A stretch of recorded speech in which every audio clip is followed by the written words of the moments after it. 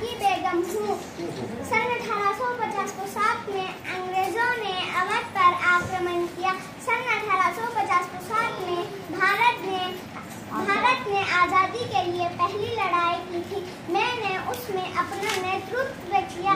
मेरे और लक्ष्मीबाई के सेनाओं में ज़्यादातर औरतें थे। जब अंग्रेजों ने सड़क बनाने के लिए मस्जिदों और मंदिरों